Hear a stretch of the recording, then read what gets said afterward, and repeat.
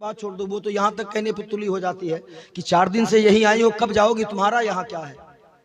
ओ इस्लाम की बेटियों, एक बात बता दूं, सख्त है, शायद तकलीफ लगे, बाद में गाली दे देना, कोई फर्क नहीं पड़ता, लेकिन हक कह रहा हूं। अगर तुम अपनी नंदों से ये कहती हो कि तुम्हारा यहाँ क्या है, तुम यहाँ की आकर के 4-4 दिन 10-10 दिन रहती हो, अगर पलट करके सिर्फ एक जवाब दे देना तो फिर अपने दांतों तले उंगलियां दबा लोगी। वो जवाब क्या होगा? जैसे तुम कहती हो कि तुम्हारा यहाँ क्या है, जाओ अपने ससुराल में, तो वो पलट करके कह दे अगर तुमसे कि तुम्हारे बाप का यहाँ क्या है। अगर ये मकान बना है तो मेरे बाप ने बनाया है, ये जमीन है तो तेरे बाप की जमीन नहीं बल्कि मेरे बाप की ये जमीन। तो फिर बता जवाब क्या बनेगा? खुदारा कभी ऐसा ना कहना अपनी नंदों को। पलट के अगर जवाब दे दी ना तो फिर किसी तरह से तुम पछताओगी, ये तुम जानती हो कैसे पछताओगी। बैरे कैफ वो बेटी शादी जब हो गई ना, उसकी 10 साल हो गए। कितने दिन? 10 साल उसकी दहलीज पे ना भाई कदम रखा न बाप कदम रखा। जरा सोच तो सही। हमने सुना है अपने असलाफों से, बुजुर्गों से, कि अगर बच्चियों के घर गांव का कोई गैर मुस्लिम भी पहुंच जाए ना, तब भी उसे देख के बच्चियां मुस्कुरा देती हैं कि ये मेरे गांव से आया हुआ है। अल्लाह अकबर। फिर सोच तो सही, जब उसका भाई जाता होगा तो बहनें कितनी खुश होती होंगी। जब बाप बेटी की दहलीज पे कदम रखता होगा, फिर सोच तो सही वो बेटी कितनी खुश होती होगी। 10 साल हो गए, आज तक अपनी बेटी की दहलीज पे बाप ने कदम नहीं रखा है। अचानक इसे तब इसकी तबीयत खराब हो गई। इसे अपने दौलत पे नाज था, इसे अपने 4 बेटों पे नाज था, लेकिन जब तबीयत बिगड़ी है, हॉस्पिटल पहुंचा है। हॉस्पिटल में जब इसका चेकअप हुआ है तो डॉक्टर ने कहा तेरा एक गुर्दा खराब हो चुका है, तेरा गुर्दा खराब हो चुका है, अब तू चंद सांसें ले सकता है, अब ज्यादा दिन नहीं जिएगा। अल्लाह अकबर। इतना कहना था। कहा डॉक्टर जितना पैसा चाहे ले ले, लेकिन गुर्दे का इंतजाम कर दे। डॉक्टर ने कहा हर किसी का गुर्दा काम नहीं आता है, जो अपना होता है उसका गुर्दा काम आता है। अल्लाह अकबर। जब इतना कहा तो बाप को अपने बेटों पे बड़ा फख्र था, बहुत नाज था। अपने बेटों पे कहा बेटों को बुलाता हूँ। कहा जल्दी कर। चारों बच्चों को बुलाता है। कहा बेटों मैं कुछ दिन और जिंदा रहना चाहता हूँ, अपना गुर्दा मुझे एक दे दो। बेटों ने कहा तुम तो जिंदगी जी चुके हो, तुम तो सब काम कर चुके हो, अब तुम जियो या मरो हमसे कोई मतलब नहीं है। हम तो अभी अपने बच्चों की शादी हमें करनी है, हमें तो अभी बहुत कुछ करना है। ये कह के चारों बेटे चले जाते हैं। तब सर पकड़ करके बैठ जाता है। कहा डॉक्टर मैं अपने बराबर कीमत देने के लिए तैयार हूँ, खुदारा वो डॉक्टर कहीं से इंतजाम कर दे। डॉक्टर ने कहा नहीं हो सकता है, किसी और का गुर्दा काम नहीं आएगा, जो अपना होता है उसका गुर्दा काम आता है। सुनो, अगर बाप बैठे हो और बेटियां पैदा है, अल्लाह ने दी है तुम्हारे पास बेटियां हैं, तो सुनो बेटियां क्या होती है।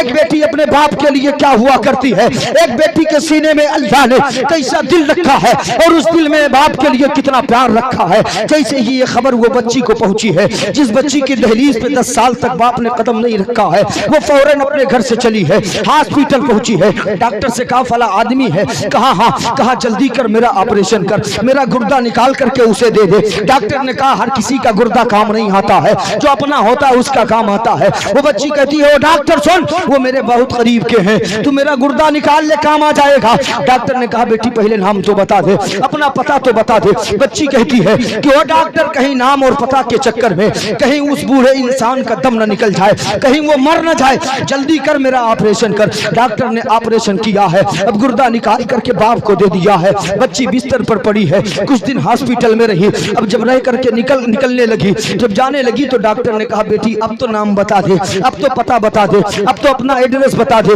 कहा नहीं बताने वाली। कहा अगर वो ठीक होकर के जाने लगेगा बूढ़ा, मुझसे पूछेगा तो मैं क्या बताऊंगा। अल्लाह अकबर। जब इतना कहा तो बेटी ने कहा ओ डॉक्टर एक वादा कर, एक खत मैं लिख करके देती हूँ, लेकिन इस खत को तू नहीं पढ़ेगा। कहा नहीं पढ़ूंगा।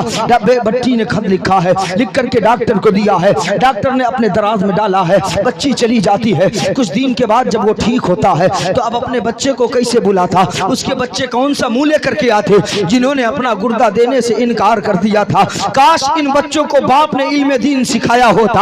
अल्लाह की कसम ये बच्चे जानते कि बाप का मकाम क्या होता, तो ये बच्चे ये ना कहते कि अब्बू हम गुर्दा नहीं देंगे, बल्कि बच्चे ये कहते नजर आते, अगर इल्म दीन सीखे होते तो यही बेटे कहते नजर आते अब्बू ये तो गुर्दे की बात है, अगर जान की बात आएगी तो आपका बेटा जान दे करके आपकी जान बचाता नजर आएगा। नारे तकबीर, नारे रिसालत, नारे रिसालत, अज़मते वालिदैन, अज़मते कुरान, अज़मते मुस्तफा, सीरते मुस्तफा, जलसाए मुस्तफा, नारे तकबीर, नारे रिसालत। अब उसके बेटे कौन सा मुंह लेकर के आते, तो उसके रिश्तेदार आए लेने के लिए। जब लेके चलने लगे तो बूढ़े ने कहा, ओ लोगों सुनो, पहले मुझे डॉक्टर के कमरे में लेकर के चलो। कहा क्यों?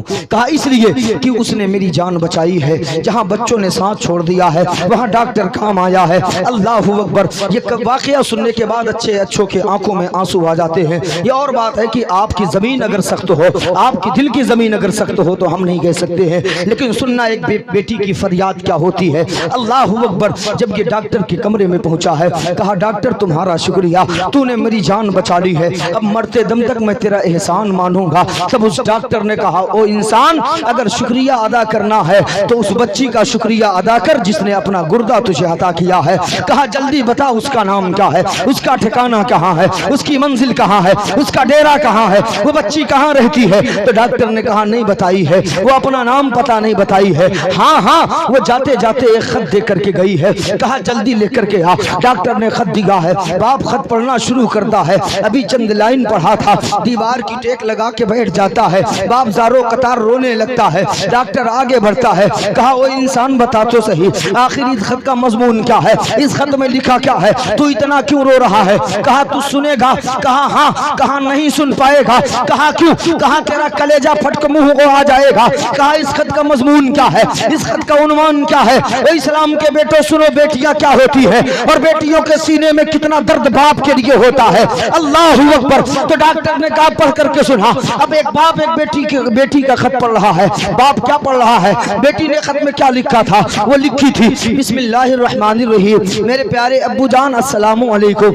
मुझे मालूम है आप अब खैरियत से होंगे। अल्लाह अकबर। बच्ची कहती अब्बू जान आप मुझसे नाराज हो, 10 साल हो गए आपने मेरे दहलीज पे कदम नहीं रखा। अब्बू आप मुझसे नाराज हो, आपको नाराज होने का हक है। आपने मुझे पाला है, आपने मुझे जवान किया है, आपने मेरा निकाह किया है, निकाह करके घर से रुखसत किया है। ओ मेरे प्यारे अब्बू जान आप मुझसे नाराज हैं, आपको नाराज होने का हक है। लेकिन अब्बू जान जब ईद का चांद नजर आता है, लोग अपने छतों पे चढ़ के ईद का चांद देखते हैं, लेकिन ओ मेरे प्यारे अब्बू जान जब ईद का चांद नजर आता है लोग छतों पे चढ़ते हैं, लेकिन तेरी बेटी दहलीज पे खड़ी होकर के ये इंतजार करती है, हो सकता है इस ईद को मेरा बाप आ जाए, हो सकता है इस ईद को मेरा बाप आ जाए। लेकिन अब्बू जान 10 साल हो गए आप मेरे दहलीज पे कदम नहीं रखे। अब्बू आपका मुझ पे बहुत एहसान है, मैंने अपना गुर्दा दे करके आप पर कोई एहसान नहीं किया है। अब्बू ये तो गुर्दे की बात थी, अगर जान की बात आ जाती तो तेरी बेटी अपनी जान को दे करके अब्बू आपकी जान बचाती नजर आती। नारे तकबीर, नारे रिसालत, अस्मते बेटी, अस्मते बेटी, नारे तकबीर, नारे रिसालत। हजरत अल्लामा मौलाना हसीन अख्तर जमाली साहिब किबला, हजरत अल्लामा मौलाना हसीन अख्तर अजहरी साहब किबला, नारे तकबीर, नारे रिसालत। कहा अब्बू जान ये तो गुर्दे की बात थी, हमने अपना गुर्दा दे दिया।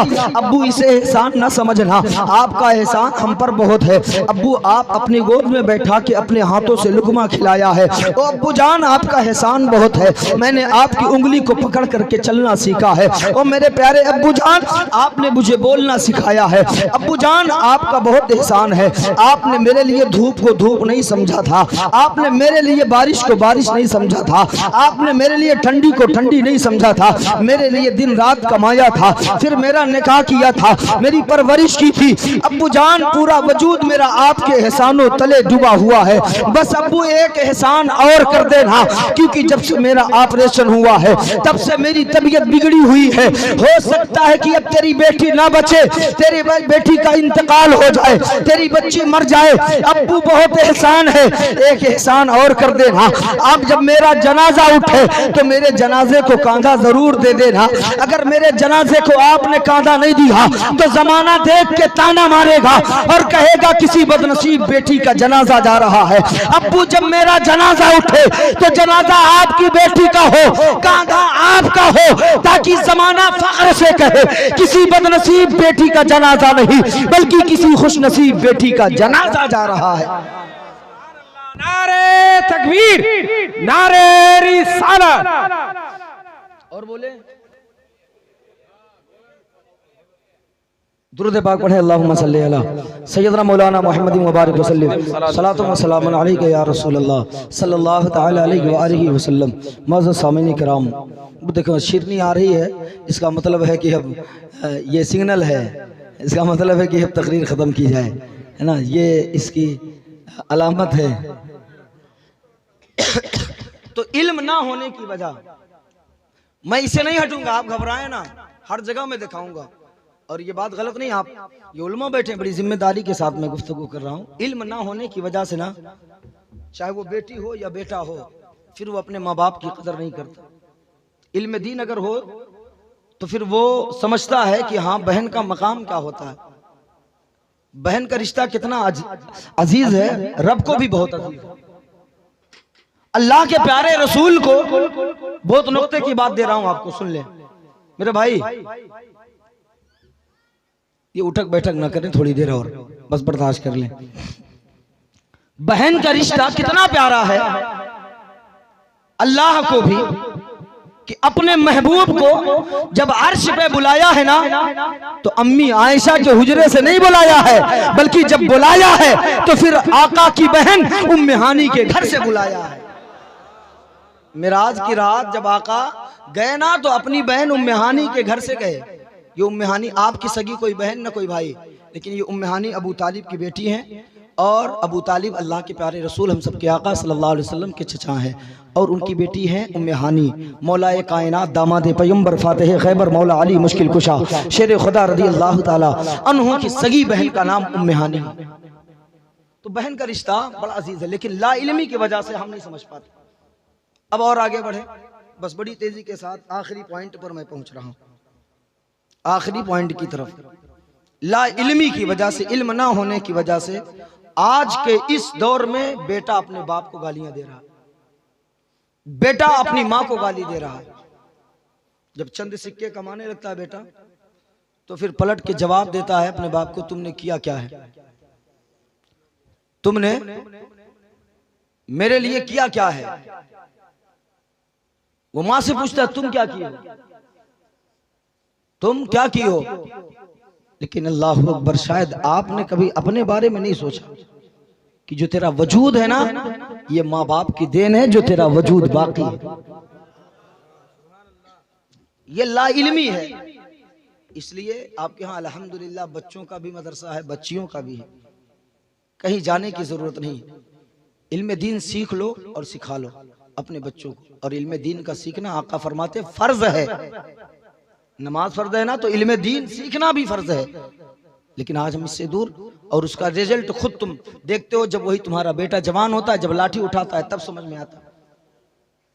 खुदारा अगर तुम चाहते हो कि बुढ़ापे में मेरा बेटा मेरी इज्जत करे, मेरी कदर करे, बेटी जहां जाए खुशहाल रहे, तो अपने बच्ची को तुम इल्म दीन सिखा दो। अपने बेटे को तुम मदरसे में भेज करके इल्म दीन इतना सिखा दो कि वो माँ बाप की अजमत समझ सके, बड़ों का एहतराम समझ सके, वो हक को हक समझ सके, बातिल को बातिल समझ सके। फिर तेरे बुढ़ापे के वक्त वही बेटा तेरे लाठी का सहारा बनता नजर आएगा। कभी जिंदगी में तुझे गाली नहीं देगा, बल्कि अगर तू बुढ़ापे में उसे झिड़कियां भी देगा, तो तेरा बेटा मुस्कुरा करके वो रास्ता से चला जाएगा, वो कभी पलट करके तुझे जवाब नहीं दे सकेगा। लेकिन शर्त यह है कि इल्म दीन सिखा दो तब, वरना आज का माहौल आप खुद देख रहे हो। बस वही बताना चाहता हूं, आखिरी मोड़ और आखिरी गुफ्तगू।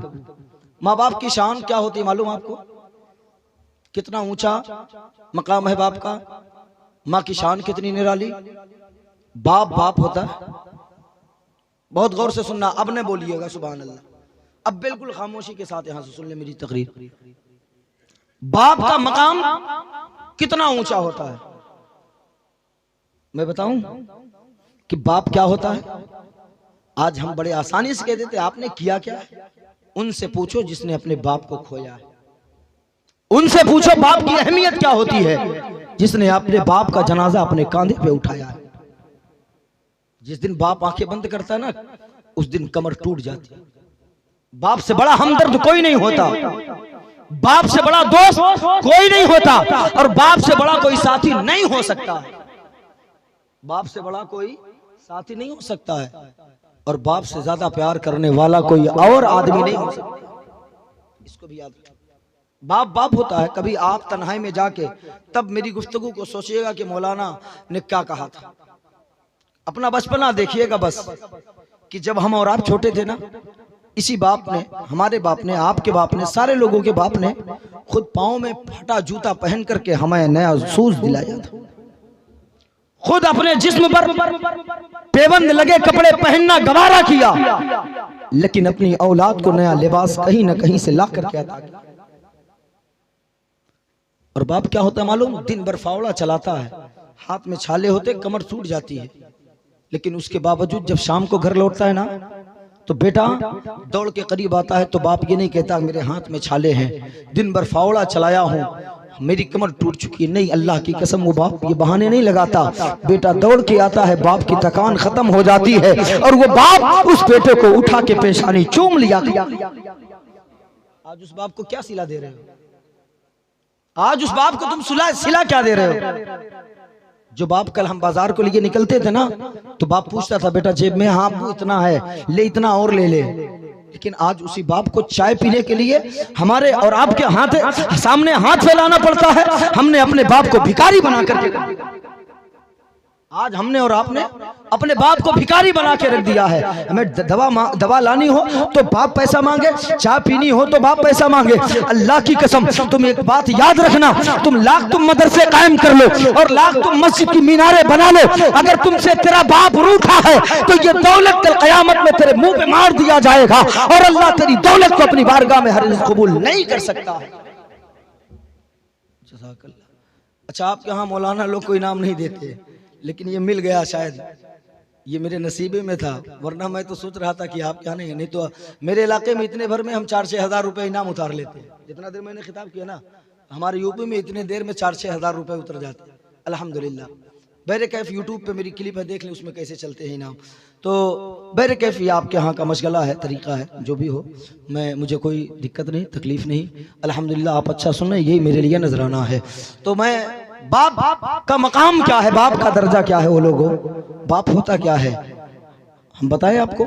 बाप क्या होता है?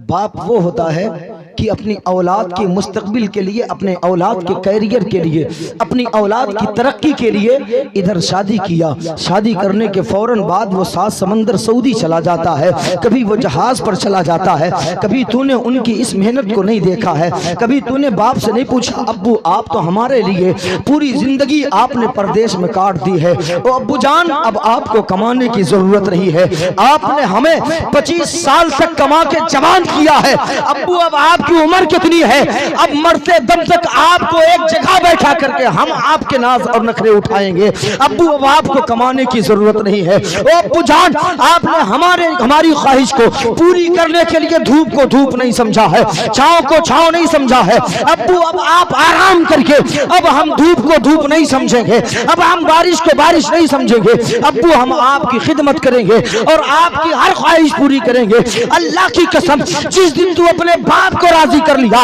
मदीने वाला भी राजी हो जाएगा, परवरदिगार भी राजी हो। लेकिन आज मामला क्या है बाप के बारे में बताऊं?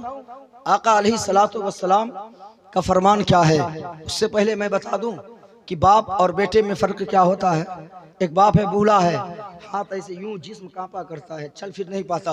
बेटा बहुत पैसा कमाता था, डॉक्टर के पास गया, डॉक्टर ने कहा अब बूढ़ा हो गया तुम्हारा बाप, इसे फल वगैरह खिलाओ। तो बाप के सिरहाने टोकरे में सेब ला के रख दिया, बाप लेटा हुआ है। गौर से सुनना आज हमारा और आपका हाल क्या है। अल्लाह अकबर, जो इस वाकया का मामला है वही आज हमारा हाल बन चुका है। बाप बिस्तर पर लेटा है, बाप ने कहा बेटे, कहा हाँ अब्बू, कहा ये सेब उठा के मेरे हाथ में रख दे। बेटे ने हाथ उठा के बाप के हाथ में सेब रखा है, और जब सेब रखा ना तो उसका हाथ यूं कांप रहा था, सेब जमीन में गिरा है, लुढ़कते हुए कुछ दूर चला जाता है। बाप ने कहा ओ बेटा वो देख सेब गिर गया, जरा उठा के दे दे। बेटे ने दोबारा उठा के दिया, फिर गिर गया, फिर दोबारा उठा के दिया। 3 मरतबा जब उठाया ना तो बेटे ने झुंझला के कहा जब तुमसे सेब नहीं समझा जाता तो खाने के चक्कर में काहे पड़े हो। अल्लाह अकबर, इतना कहना था, वो बूढ़ा बाप दहाड़े मार के रोने लगता है।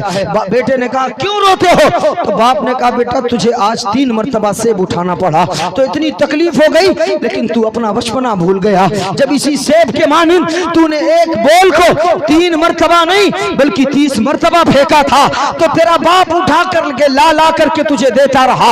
इसलिए देता रहा ताकि मेरे बेटे का दिल न टूटने पाए, ताकि मेरे बेटे के लब पे मुस्कुराहट रहे। मैं तो तेरी मुस्कुराहट चाहता रहा, लेकिन आज 3 मरतबा तुझे सेब उठाना पड़ा तो इतनी तकलीफ हो गई। वो लोगों याद रखना, बाप बाप होता है। और एक बात ये भी याद करना कि आज तुम पीरों के तो हाथ चूमते नजर आते हो, मौलवियों के हाथ चूमते नजर आते हो। पीर का हाथ चूमना नाजायज नहीं है, पीर का हाथ चूमना हराम नहीं है, मौलाना का हाथ चूमना हराम नहीं है। लेकिन इंसाफ से बताना, इतने लोग बैठे हो, कभी आपने अपने बाप का हाथ चूमा है? चूमा नहीं। क्या समझा अपने बाप का? मौलवी को क्या समझ के चूमते हो? बहुत अहम नुक्ता बता रहा हूं। पीर को तुमने क्या समझ के चूमा? पीर है कोई भी पीर। मैं भी ताजु शरिया का अल्हम्दुलिल्लाह मुरीद हूं, और मैं अपने नाम के आगे जो अजहरी लगाता हूं, मैं जामे अजहर का नहीं पढ़ा हूं, बल्कि अपने पीर का नाम लगाता हूं बरकतन, और अल्लाह ने उसका फैज हमें दिया है। पीर कोई भी हो, ये उलमा बैठे हैं, किसी पीर के बारे में न कुरान में है न हदीस में है कि पीर जन्नत का दरवाजा होता है। किसी पीर के बारे में नहीं कि पीर जन्नत का दरवाजा होता है। लेकिन इन्हीं उलमा से पूछो कि एक बाप के लिए क्या हुक्म है, तो आका फरमाते हैं कि जन्नत माँ के कदमों के नीचे है, लेकिन बाप उसका दरवाजा हुआ करता है। अगर खाली माँ को राजी करोगे तो जन्नत तो तुम्हारी है, लेकिन दरवाजा नहीं खुलेगा। जन्नत में जाने के लिए तुम्हें बाप को भी राजी करना पड़ेगा और अपने माँ को भी राजी करना पड़ेगा। नारे तकबीर, नारे रिसालत, अज़मते वालिदैन, अज़मते वालिदैन, नारे तकबीर, नारे रिसालत। तो दुआ, पीर साहब मुसीबत में हुए, मौलाना साहब दुआ करा दें, हमारा काम नहीं चल रहा। इमाम साहब दुआ कर दें, मेरा बच्चा बहुत तकलीफ में है, मेरा कारोबार नहीं चल रहा, मैं बहुत परेशान हूँ, मेरे घर में बरकत नहीं। मुफ्ती साहब आप दुआ कर दे, पीर साहब आ गए तो फिर दुआ कर दे। लेकिन अपने बाप से क्यों नहीं दुआ कराते? शायद आपको मालूम नहीं, इसलिए कहता हूं इल्म दीन सीखो। अगर इल्म दीन सीखे होते ना तो तुम्हें मालूम होता कि बाप का मकाम क्या होता है। बाप का मकाम क्या होता है?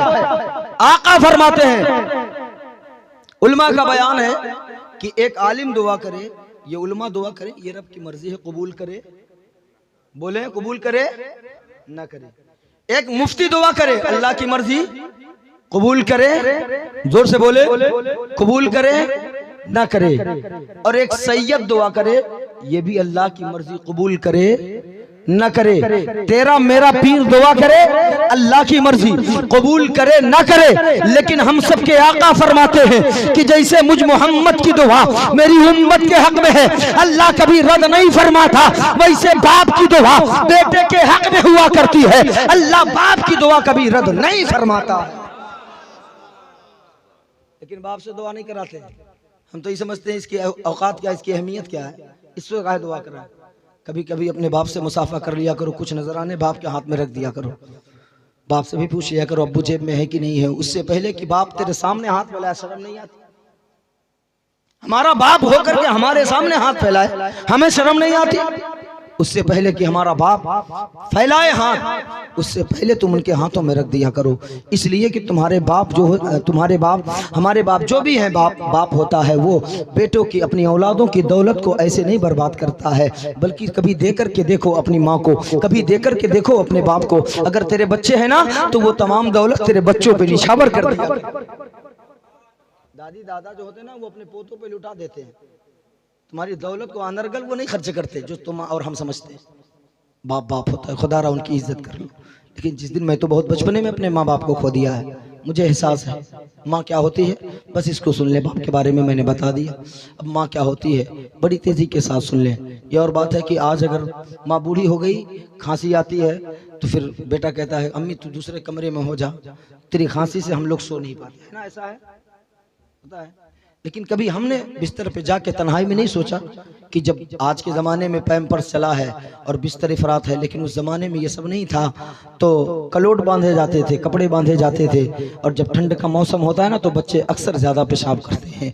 तो जब कतरी भीग जाती थी ना, एक कोने पर जब पेशाब होता तो माँ दूसरे कोने पे चली जाती तुझे लेकर के, लेकिन जब पूरी कतरी भीग जाती थी तो तब हमारी और आपकी माँ ये सोचती थी अगर मेरा लाल इस पेशाब में लेटा रहा तो सर्दी में जकड़ जाएगा। खुद उस पेशाब में लेट करके तुझे अपने सीने पे सुलाया करती थी। आज उस माँ की खांसी अच्छी नहीं लगती है, आज उस माँ को तूने अलग कर दिया है, आज उस माँ का कमरा अलग कर दिया, आज उस माँ का तूने प्लेट अलग कर दिया, आज उस माँ का गिलास तूने अलग कर दिया। लेकिन कभी तूने अपना बचपना नहीं पढ़ा है कि जब तू और मैं छोटा था यही वो माँ थी कि जब हमें खाना खिलाती थी हमारे नाक थूक सब बहते थे, लेकिन जब खाना खिलाती कुछ खाने मुंह में जाते और कुछ दाने प्लेट में गिर जाते थे। पानी पीते थे गिलास में नाक तक लग जाता था, लेकिन उसके बावजूद माँ घिन नहीं किया करती थी। माँ उस खाने को फेंका नहीं करती थी। बच्चों को खिलाने के बाद जो लुकमे बचे रहते ना वो माँ खा लिया करती है, जो गिलास में पानी बचा रहता माँ पी लिया करती है। आज उस माँ की बीमारी अच्छी नहीं लग रही है। खुदारा याद रखना, तेरी माँ जिस दिन आंख बंद कर लेगी ना उस दिन तुझे समझ में आ जाएगी, उस दिन तेरे सामने पूरी कायनात अंधेरी हो जाएगी। मुझसे पूछ, मैं जानता हूँ कल जब प्रोग्राम करके घर पहुँचता था आधी रात को पहुँचता था, 3 बजा हो 2 बजा हो 4 बजा हो, जब भी घर पहुँचता था गाड़ी खड़ी करता था। जैसे ही दरवाजे पर पहुँचता मुझे कुंडी खटखटाने की जरूरत नहीं पड़ती, बस दरवाजे पर कदम रखता माँ कहती बेटा आ गया, आमी मैं आ गया। लेकिन अल्लाह की कसम जब आज जाता हो तो 4 मरतबा कुंडी खटखटाता हूँ तब दरवाजा खुलता है। हर वो रात जब प्रोग्राम करके लौटता हूँ तब मुझे माँ याद आती है कि काश मेरी माँ जिंदा होती तो आज मुझे दरवाजा खटखटाने की जरूरत न पड़ती। क्यों? इसलिए कि जब बेटा सफर पे निकलता है अल्लाह की कसम खा के कहता हो माँ को नींद नहीं आती है, बाप को नींद नहीं आती है, वो बिस्तर पर तो होते हैं लेकिन दुआएं करते रहते हैं, मौला मेरा बेटा सफर पे निकला है, मौला सलामती के साथ वापस भेज दे, मौला मेरे बच्चों को सलामती से वापस भेज दे। अल्लाह की कसम जब तक तू वापस आ नहीं जाता तेरी माँ सुकून की नींद सो नहीं पाती है, तेरा बाप चैन से सो नहीं पाता है। खुदारा अपने माँ बाप की इज्जत कर ले, वरना ये अगर रूठ गए तो फिर मदीने वाला भी रूठ जाएगा, बगदाद वाला भी रूठ जाएगा, हिंद का राजा भी रूठ जाएगा, करबला के शौदा भी रूठ जाएंगे और खुद परवरदिगार भी तुझसे रूठ जाएगा, फिर कोई राजी नहीं होगा। इसलिए कि अल्लाह का हुक्म है कि अगर तू मुझको राजी करना चाहता है अपनी माँ बाप को राजी कर ले, जिसने माँ बाप को राजी कर लिया उसने मुझ खुदा को राजी कर लिया। ये होते हैं माँ बाप, लेकिन हम और आप क्या होते हैं जरा ये देख ले। एक औलाद है, जरा गौर से सुन ले, माँ की दुआ और बद्दुआ में दोनों में बहुत असर है। खाली दुआ में ताकत नहीं है, बद्दुआ में भी बहुत असर है। माँ की जबान से जो निकल गई ना बात फिर वो असर रखती है, इसको हमेशा याद रखना। हम और आप एक बात और आपसे पूछूं, इजाजत है? रमजान शरीफ में आप अपने बच्चों को बीवी को ले जाके मार्केट में जाते हैं, आप कपड़ा दिलाने, अम्मी को लेके गए हो कभी? क्यों? क्या समझा आप? बीवी सब कुछ? जिसने 9 महीना अपने पेट में रखा, तकरीबन 2 साल तक अपने खूने जिगर को पिलाया, फिर उसके बाद 3 साल तक तेरे पेशाब पखाने को धुलती रही, वो माँ अच्छी नहीं लग रही है? बीवी के आगे फेल। लेकिन कभी माँ के बारे में सोचे आप? मैं दिखाता हूं एक झलक और गौर करना मेरे जुमले पे। मैंने कहा यहां से सुनोगे तो आंखें भीग जाएंगी। जब हम और आप छोटे थे ना तो हमारे माँ बाप दुकान पे लेके जाते है ना, फिर दुकान वालों से कहते कपड़ा दिखाओ, तो बहुत सारे कपड़े दिखाते और उसके बाद माँ एक एक कपड़ा उठा के हमारे ऊपर लगाती, नहीं ये अच्छा नहीं लग रहा, ये मेरे बेटे पे नहीं अच्छा लग रहा, नहीं ये अच्छा नहीं है, ये अच्छा नहीं है। जूते की दुकान पे माँ पहुंची है, ये जूता नहीं अच्छा है, ये जूता नहीं अच्छा। क्यों? ताकि मेरी औलाद का दिल न टूटने पाए। आज तूने तो अपनी औलाद को उसके पसंद का दिलाया है, अपनी बीवी को उसके पसंद का दिलाया है, लेकिन तूने अपनी माँ को लावारिस समझ रखा है, इसलिए तू अपने माँ को लेकर के नहीं गया। तू तो ये सोचता था कि माँ को लेकर के जाऊंगा, कहीं ऐसा ना हो कि माँ महंगा सूट खरीद ले, कहीं ऐसा ना हो माँ महंगा चप्पल खरीद ले। मैं मिंबर से कह रहा हूँ, इतनी मेरी माएँ बहनें बैठी हैं, अगर मैंने गलत जुमला कहूँ तो वो किसी से भी कहलवा देंगी, कमरे में मैं अपनी बात को वापस ले लूंगा, लेकिन अगर बात सच्ची हो तो मेरी माँ मेरे लिए सिर्फ दुआ कर दे। अल्लाह अकबर। ये हम और आप सोचते हैं कि माँ को लेके जाएंगे बाजार तो फिर उसके पसंद का कपड़ा दिलाएंगे तो महंगा खरीद लेगी, उसके पसंद का चप्पल दिलाएंगे तो महंगा खरीद लेगी।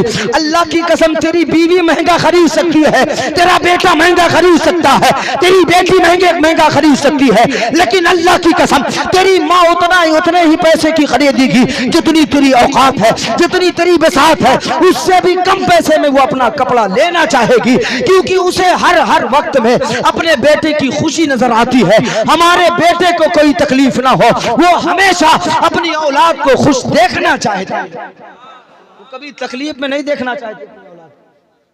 नहीं यकीन है तो आप परदेश, यहाँ बहुत सारे लोग रहते हो, आते हो तो भाई पूछता है भाई क्या लाए मेरे लिए, बेटा पूछता है अब्बू क्या लाए मेरे लिए, बहनें पूछती हैं। लेकिन माँ की जब नजर पड़ती है ना, कितना भी तुम मोटे होके आओ, कितने भी तुम वहां से तंदुरुस्त होके आओ, लेकिन माँ का एक जुमला है, उसके नजर में तुम मोटे नहीं दिखोगे, क्योंकि परदेश थे ना, तो वो तुमको यही कहती है बेटा तू खाना नहीं खाता था क्या। बताओ ये है क्या? अल्लाह की कसम, ये माँ का दर्द है, ये माँ का प्यार है। और एक माँ बाप है जो बगैर मकसद के अपनी औलाद से प्यार किया करते हैं, वरना हर कोई मकसद से प्यार करता है। एक माँ की जात है, बाप है जो बगैर किसी लालच के अपनी औलाद से प्यार करते हैं। ये मत समझना कि अगर इतना, बहुत से लोग कहते हैं मौलाना आप बयान करते हो माँ बाप के हवाले से, एक बात बताओ, अगर माँ बाप को इतना प्यार है अपने औलाद को 7 समंदर बाहर क्यों भेजते हैं? 7 समंदर पार क्यों भेजते हैं? जहाज पे क्यों भेजते हैं? मैं बताता हूँ आपको क्यों भेजते हैं। कभी आपने माँ से पूछा कि अम्मी क्यों भेजती है? वो नहीं गवारा करती कि तू उसके निगाह से ओझल हो। नहीं तो पूछ लेना गांव के बड़े बूढ़ों से कि बचपन में जब तू 5 मिनट के लिए नहीं दिखता था ना, तो तेरी माँ बेचैन हो जाती, तेरी माँ गली गली कूचे कूचे तुझे तलाश करती थी। फिर सोच आज वो कैसे अपने सीने पे सब्र का सिल रख करके तब तुझे रुखसत कर रही है। किसके लिए मालूम? ताकि मेरे औलाद के मुस्तकबिल अच्छा हो जाए, ताकि मेरा बच्चा का मकान अच्छा बन जाए। वरना पूछ लेना जाके घर अपनी माओ से कि अम्मी मौलाना ने क्या कहा था। जब तुम परदेश में होते हो ना, ईद का दिन, बकरीद ईद का दिन, रबीउल अव्वल का दिन, कोई भी जब त्योहार आता है ना, तो माँ बाप के सामने खाना आते हैं, हमने देखा है। तो फिर जब माँ के सामने या बाप के सामने खाना आता है, माँ लुकमा उठाती है, मुँह के करीब लेके जाती, आंखों से आंसू छलक जाते हैं। छोटा भाई पूछता है अम्मी तेरे आंख से आंसू कैसे है? तब तेरी माँ रो के कहती है उस बच्चे से, तेरे छोटे भाई से, क्यों मेरे बेटे सुन, मैं तो आज ईद का दिन है खाना खा रही हूँ, पता नहीं मेरे बेटे ने अब तक खाना खाया कि नहीं खाया है। मैं तो नया लिबास पहन ली हूँ, लेकिन पता नहीं मेरा बेटा परदेश में है, पता नहीं मेरे लाल ने अब तक कपड़ा पहना है कि नहीं पहना है। पूछ तो सही कभी माँ के करीब बैठ करके, कभी पूछ तो अपने बाप से कि कितने किस मोड़ पे तुझे याद करके नहीं रोया है। रात को माँ बाप को नींद नहीं आती जब तू परदेश में रहता है। वो माँ बाप हुआ करते हैं, खुदारा माँ बाप की कदर कर लो, माँ बाप की इज्जत कर लो, वरना ये रूठ गए तो जमाना रूठ जाएगा, ये रूठ गए तो परवरदिगार रूठ जाएगा।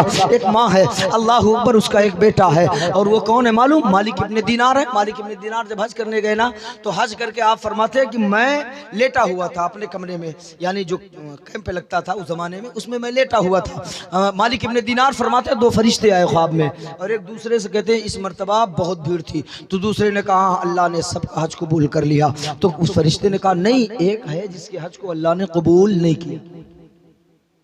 गौर से सुनना, आज बहुत ऐसे हैं, माँ को पालिज मारा हुआ है, बेटा हज करने चला जा रहा है, बाप चलने से कासिद है, उसको बेटे की जरूरत है, और बेटा उम्रे पे भगा जा रहा है। ऐसा उम्र और ऐसा हज ना तुम्हारे मुंह पे मार दिया जाएगा। ये उल्मा बैठे हैं, बड़ी जिम्मेदारी के साथ ये जुमला भी दे रहा हूं कि हम और आप उम्रा करें या हम और आप हज करें, ये अल्लाह की मर्जी है, अल्लाह कबूल करे या रद्द कर दे। लेकिन आका फरमाते हैं जिसने मोहब्बत से, जिसने प्यार से अपने माँ का चेहरा एक मर्तबा देखा, अल्लाह उसे एक हज मकबूल का सवाब अता करता। वहां कबूल हो ना हो, यहाँ कबूलियत की सनद और दलील दी जा रही है, और उसको छोड़ के भगे जा रहे। खुदारा कदर कर लो। मालिक इब्ने दीनार ने कहा कौन है जिसके हज को नहीं कबूल किया? नाज है अगर कि बाप नाराज हो, हम इबादत करके अल्लाह को राजी कर लेंगे, तो इस वाकया से सबक सीख लो। बस यही आखिरी वाकया मैं बयान करता हूँ, उसके बाद मैं अपनी गुफ्तगू खत्म करता हूँ। मालिक इब्ने दीनार ने कहा कौन है? कहा वो मोहम्मद बिन हारून बल्खी है। इतना कहा, उसके बाद आपकी आंख खुल गई। फजर की नमाज पढ़ते हैं, उसके बाद जाते हैं बलख वाले जहां खेमा लगाए थे। लोगों से पूछा मोहम्मद बिन हारून बल्खी कहाँ है? कहा वो अपना खेमा पहाड़ के पीछे अलग लगाया है। सुनना माँ की दुआ में और बद्दुआ में कितनी ताकत है, और माँ के सीने में अल्लाह ने कितना नाजुक दिल रखा है, कितना नाजुक दिल रखा है। बेटा माँ को गाली भी दे देता है, मार भी देता है, उसके बावजूद अगर बेटा तकलीफ में हो तो माँ ये नहीं सोचती कि इसने मुझे गाली दिया था, इसने मुझे मारा था। माँ दौड़ के करीब पहुंच जाती। वो माँ होती, वो जात है। मेरे कैफ मालिक इब्ने दीनार जब गए तो देखा वो नफिल पढ़ रहा, नमाज पढ़ रहा। जब नमाज से फारिग हुआ, सलाम कलाम के बाद मोहम्मद बिन हारून बल्खी ने कहा आप किस लिए आए हो? कहा बस यूं ही मुलाकात के लिए। कहा नहीं। कहा ये बताएं आप हमेशा नमाज पढ़ते? कहा हाँ मैं दिन भर नमाज पढ़ता हूँ, रात भर पढ़ता हूँ, रोजा से भी रहता हूँ। इतना सुना तो आप हैरान कि जो दिन भर रोजा रखे, नवाफिल पढ़े, उसके हज को अल्लाह नहीं कबूल कर। बहुत हैरान हुए, वापस जाने लगे तो मोहम्मद बिन हारून बल्खी ने कहा वो मालिक इब्ने दीनार क्यों वापस जा रहे हो? कहा कि तुमको मेरा नाम भी मालूम? कहा हाँ। कहा जिस काम के लिए आए हो वो काम बताओ। कहा या अल्लाह इसको ये भी पता है मैं क्या करने आया? कहा क्या करने? कुछ नहीं, बस मुलाकात करने आया था। कहा नहीं तुम ये बताने आए हो कि अल्लाह ने मेरे हज को कबूल नहीं किया? कहा हाँ। कहा ये पहला साल थोड़ी है। कहा फिर? कहा ये 24वां हज है जो अल्लाह ने मेरे हज को नहीं कबूल किया। मैं 24 साल से आ रहा हूं। अल्लाह अकबर। सुनो, गौर से सुनना माँ क्या होती। अब जब इतना कहा तो मालिक इब्ने दीनार और हैरान, वो तो सोच रहे थे यही साल नहीं हज कबूल हुआ, लेकिन ये 24 साल से। तो मालिक इब्ने दीनार ने कहा जब 24 साल से तू आ रहा है और अल्लाह तेरे हज को नहीं कबूल कर रहा है तो फिर तू आता क्यों है? तो मोहम्मद बिन हारून बल्खी ने कहा ओ मालिक इब्ने दीनार, अगर इस काबा से बड़ा कोई अल्लाह का घर हो तो बता दे, और अल्लाह के सिवा कोई खुदा दूसरा हो तो बता दे। यहाँ ना हो तो फिर कहाँ जाऊं? आपने जुमला नहीं समझा, आपके सर से उड़ गया। बहुत बड़ा जुमला था। यहाँ ना हो तो फिर कहाँ जाऊं? उसके सामने ना खड़ा हो तो फिर कहाँ जाऊं? मेरे कैफ मालिक इब्ने दीनार ने कहा एक बात बताओ, वजह क्या है? कहा ना पूछो।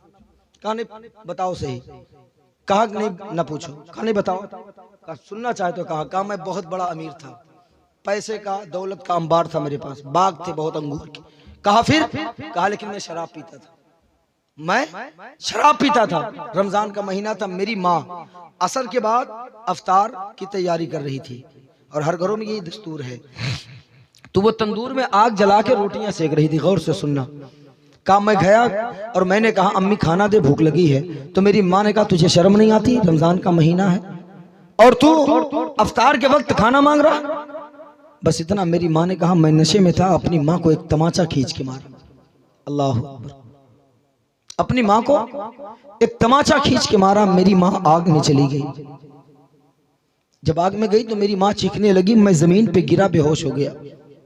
फिर मेरी आंख खुली तो क्या देखता हूँ, एक हुजूम है, भीड़ है। मेरी माँ को लोग निकाले। मेरी माँ कहती है ओ लोगों, मुझे मौत अगर आ जाए तो मुझे दफन कर देना, लेकिन मेरे बेटे को मेरे जनाजे में मत आने देना, मत आने देना।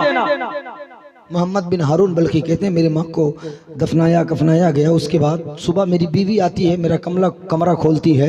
खोलने के बाद वो अपना सामान पैक करके जाने लगती। मैंने कहा वो बीवी तू कहाँ जा रही है? तो बीवी ने एक जवाब दिया था, कहा सुन, जो अपनी माँ का नहीं हो सकता वो अपनी बीवी का कभी नहीं हो सकता है।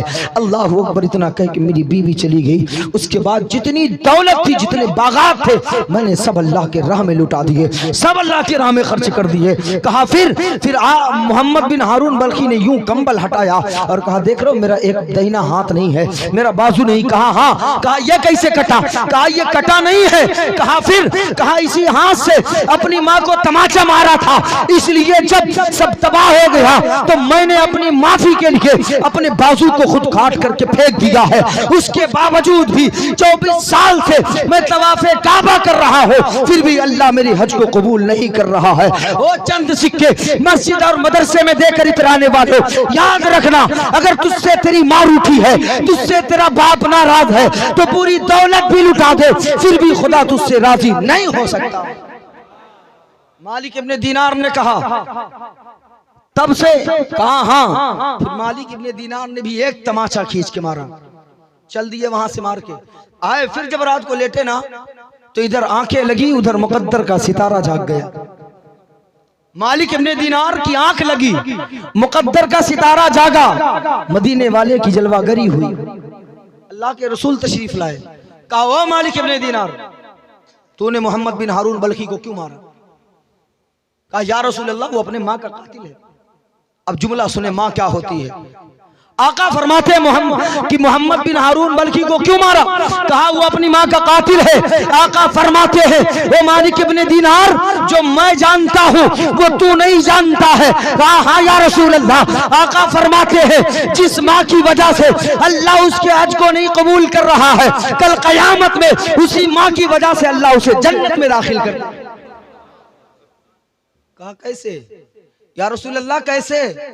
आका ने फरमाया जब कयामत का दिन होगा, अल्लाह उसके माँ के सामने, सुन, इतना करने के बाद फिर भी माँ का दिल अल्लाह जाने कैसा दिल माँ के सीने में रखा है रब ने कि उसके दिल में रहम ही आ जाता है।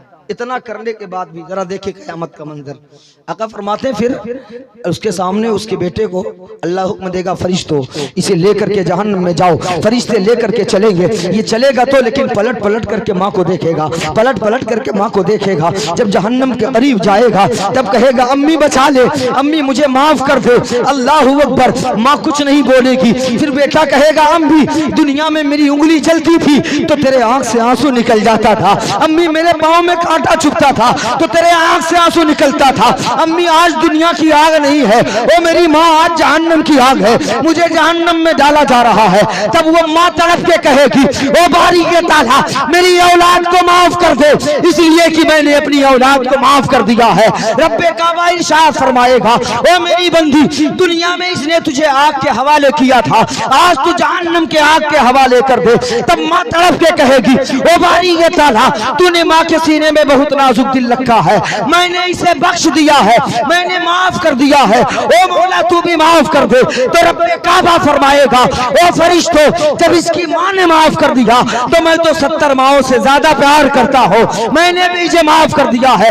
माँ की दुआ के सदके में अब इसे जहन्नम में नहीं बल्कि माँ की दुआ के सदके में जन्नत में दाखिल फरमाएगा। नारे तकबीर, नारे रिसालत, अज़मते वालिदैन, अज़मते वालिदैन, नारे तकबीर, नारे रिसालत। खुदारा माँ बाप की इज्जत करें, माँ बाप की कदर करें, माँ बाप से प्यार करें। माँ बाप बहुत कीमती और अनमोल नेमत है अल्लाह की, जहाँ तक हो सके इनकी खिदमत कर लो। कभी इनकी कुरान में है वबिल वालिदैन एहसाना, कुरान में है कि अपने माँ बाप को उफ तक न कहो, अपने माँ बाप के साथ उसने सलूक से पेश आओ। अल्लाह अकबर। माँ की शान बड़ी निराली है। खुदारा इमाम हुसैन से इमाम हसन रदी अल्लाह ताला अन्हों से हज़रत फ़ातिमा ज़हरा ने कहा ओ मेरे लाल हुसैन तो कभी कभी खा लेता है, तू आज तक जवान हो गया कभी अपने माँ के साथ बैठ के नहीं खाता, कभी अपने माँ के साथ नहीं खाता। अब जरा गौर से सुनिए ये कौन है, ये औलादे रसूल हैं, जरा देखें कितना एहतराम है माँ का। अल्लाह अकबर। इमाम हसन रोने लगते, कहा अम्मी हाँ मेरा भी दिल चाहता है आपके साथ खाना खाऊं, लेकिन इसलिए नहीं खाता कि दस्तरखान पे खाने लगे रहेंगे और हो सकता है कि आपका दिल चाहता हो कि वो चीज़ उठाएं और उससे पहले हसन उठा ले तो माँ की शान में तौहीन हो जाएगी, इसलिए अम्मी मैं नहीं चाहता कि मेरी माँ की तौहीन हो। अम्मी जान इसलिए मैं आपके साथ खाना नहीं खाता, इसलिए कि आपकी नजर किसी लुकमे पर हो और हसन वो लुकमे को उठा ले, ये हसन को फिर गवारा नहीं है। अल्लाह अकबर। इतना एहतराम है। ये कौन है? जन्नत के नौजवानों के सरदार हैं। माँ का इतना एहतराम है, हमें इनको छोड़ दो, ये तो इमाम हसन है। आज जरा देख जिस नबी के सदके में अल्लाह ने पूरी कायनात का वजूद बख्शा है, वो आका फरमाते हैं, सहाबा फरमाते हैं कि आका मिंबर पे रहते और जब आपकी माँ जिसने पैदा नहीं किया था फकत दूध पिलाया था, वो दाई हलीमा जब आ जाती आका मिंबर से नीचे उतर जाते थे, अपनी चादर को जमीन पे बिछा देते और अपनी माँ दाई हलीमा को बैठाते। सहाबा फरमाते हैं जितनी देर दाई हलीमा बैठी रहती आका कुछ और ना करते बल्कि अपनी माँ दाई हलीमा की तारीफ बयान किया करते। वही आका फरमाते हैं कि काश मेरी माँ जिंदा होती। बचपने में आपकी अम्मी का इंतकाल हुआ, पैदा होने से पहले आपके वालिद का इंतकाल हुआ और फिर बचपने के आलम में आपकी अम्मी हजरत आमिना रज़ी अल्लाह ताला अन्हा का इंतकाल हुआ।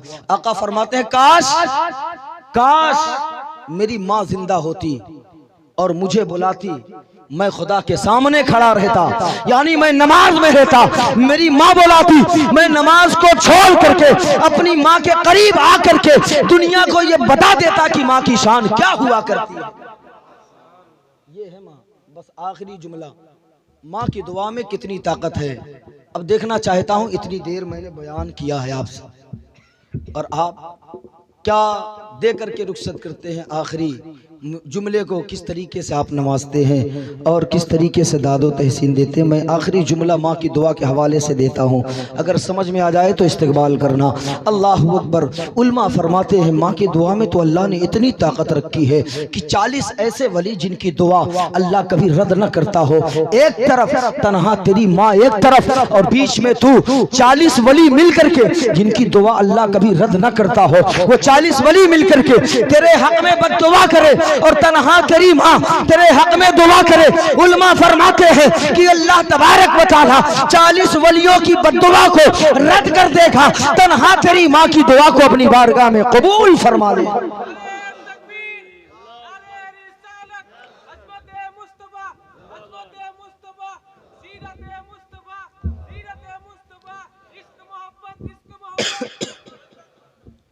इंशाअल्लाह फिर कभी ज़िंदगी ने वफा किया, आपने इस नाचीज़ को बुलाया और मेरे बोलने में या मेरे बोलने से आपको तकलीफ़ हुई हो, मेरा कोई जुमला अगर आपको गलत लगा हो तो मैं माज़रत चाहता हूँ। और बस चलते चलते माँ पर मैंने इतनी देर गुफ्तगू की है, जिसको जिसको अपनी माँ की दुआ।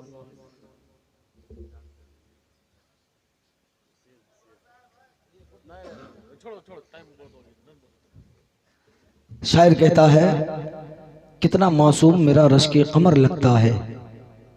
इतनी देर मैंने माँ के हवाले से बोला, यार मेरे भाई बोल दे माँ के नाम से जिसने दूध पिलाया है। मैं अपना जिक्र नहीं कर रहा हूँ, जिस माँ के शिकम में 9 महीने रहे हो। मैं अपने अहले स्टेज वालों से भी, अपने ख़ानदान से भी गुजारिश करता हूँ कि अगर वाक़तन ये और बात है कि आज हम कहते हैं कि हम अल्लामा बन गए, वो शायर बन गए, वो मुफ्ती बन गए, लेकिन कसम खुदा की अगर तुम कुछ भी बने हो ना तो तुम्हारी मेहनत ज़रूर है, लेकिन दुआ माँ बाप की शामिल है। जो कुछ भी हो तुम, तेरा वजूद है तो माँ बाप से है। तेरे रगों में जो ताकत खून है ये माँ के दूध का असर है, और तेरी हड्डियों में जो ताकत है वो तेरे बाप की हड्डी की ताकत। खुदारा मैं उनका जिक्र कर रहा हूँ तो बोल दें। अब आखिरी मैं अब गुफ्तगू नहीं करूँगा, बस शेर पढ़ता हूँ। कितना मासूम मेरा रश्के कमर लगता है, बावजू हो के भी छूते हुए डर लगता है। हमें ये वो शेर है जिसपे हंगामा होता है, लेकिन आप न जाने कैसे सुन रहे हैं। पहला इत्तेफाक है मेरा आपके दयार में। कितना मासूम मेरा रश्के कमर लगता है। आज हम माँ को धक्के भी दे दे रहे, गाली भी, लेकिन शायर क्या कहता है, कितना मासूम मेरा रश्के कमर लगता है, बावजू हो के भी छूते हुए डर लगता है। और प्यार करते हैं मुझे सब ये जमाने वाले, प्यार करते हैं मुझे सब ये जमाने वाले, ये मेरी माँ की दुआओं का असर लगता है, ये मेरी माँ की दुआओं का असर लगता है। और ख्याले यार हर एक गम को टाल देता है, ख्याले यार हर एक गम को टाल देता है, सुकूने कल्ब को तेरा जमाल देता है। ये मेरी माँ की दुआओं का फैज है मुझ पर, ये मेरी माँ की दुआओं का फैज है मुझ पर। मैं डूबता हूँ समुंदर उछाल देता है, मैं डूबता हूँ समुंदर उछाल देता है। मैं लड़खड़ा रहा था अचानक संभल गया, माँ की दुआ मिली तो मुकद्दर बदल गया। मैं लड़खड़ा रहा था अचानक संभल गया, माँ की दुआ मिली तो मुकद्दर बदल गया। और दस्ते करम उठा के दुआ माँ ने कर दिया, मुश्किल को एक पल में, मुश्किल का एक पल में जनाजा निकल गया, मुश्किल का एक पल में जनाजा निकल गया। आखिरी 4 मिसरा, चौथे मिसरे पे पूरा मजमा खड़ा होकर इस्तकबाल कर लेगा और उसी पे सलातो सलाम पढ़ लिया जाएगा। आखिरी 4 मिसरा। अच्छा लग रहा है पूरे जलसे में मेरे बड़े भाई को ही समझ में आया है, इतनी देर से मैं शायरी कर रहा हूँ। अच्छा एक इम्तिहान ले लें, आपका ले लें इम्तिहान एक। अच्छा देखना है, मैं आखिरी 4 मिसरा पढ़ता हूँ। चौथे मिसरे में माँ के दूध का जिक्र है। क्या है, क्या है? माँ के दूध का जिक्र है। और हकीकत यही है, माँ जो दूध पिलाती है वो दूध नहीं होता, वो खून होता है। माँ दूध की शक्ल में पिलाती है, इसलिए कहा जाता है कि माँ अपनी औलाद को खूने जिगर से पाला करती है। अपने खूने जिगर से पालती। इतनी देर में 1.5 घंटा से ज़्यादा खिताब किया, माँ बाप की इज़्ज़त बयान की, आपने बहुत अच्छा सुना मुबारकबाद पेश करता हूँ। अब मैं सिर्फ आपको इम्तिहानन देखना चाहता हूँ। चौथा मिसरा पे तमाम तर लोग खड़े होंगे और जिसको अपनी अम्मी से ज़्यादा प्यार होगा वो एक लोग इनाम देगा। अब वो कौन होगा वो आप फैसला करें। मैं पढ़ता हूँ 4 मिसरा, आखिरी चौथे मिसरे में देखता हूँ कौन है जो सबसे ज़्यादा अपनी माँ से प्यार करता है, और पूरे लोग खड़े होकर इस्तकबाल कर लेंगे, सलातो सलाम हो जाएगा। शायर कहता है, नेमत के एवज वो कोई उजरत नहीं मांगी, नेमत के एवज वो कोई उजरत नहीं मांगी, दुनिया से कभी हस्बे जरूरत नहीं मांगी। नेमत के एवज, चौथे मिसरे पे खड़ा होना है सब तमाम तर लोगों को।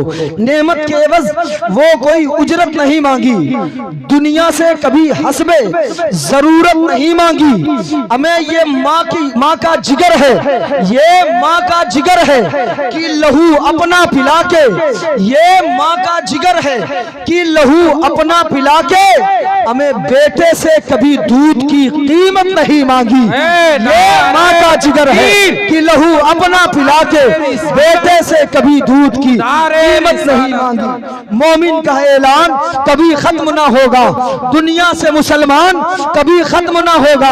सोने के बराबर भी, सोने के बराबर भी इन्हें तौल दो, लेकिन सोने के बराबर भी इन्हें तौल दो, लेकिन माँ बाप का एहसान कभी खत्म ना होगा, माँ बाप का एहसान कभी खत्म ना होगा। साथ लेता जा सफर में, काम आएगा तेरे, माँ का एक लफ्ज़े दुआ मुश्किल कशा बन जाएगा। अंधेरे देख ले मुंह तेरा काला हो गया, अंधेरे देख ले मुंह तेरा काला हो गया, माँ ने आंखें खोल दी घर में उजाला हो गया, माँ ने आंखें खोल दी घर में उजाला हो गया। किसी को घर मिला हिस्से में, किसी की दुकान आई, मैं घर में सबसे छोटा था, मेरे हिस्से में माँ आई। वाखिर दावाना अल्हम्दुलिल्लाहि रब्बिल आलमीन।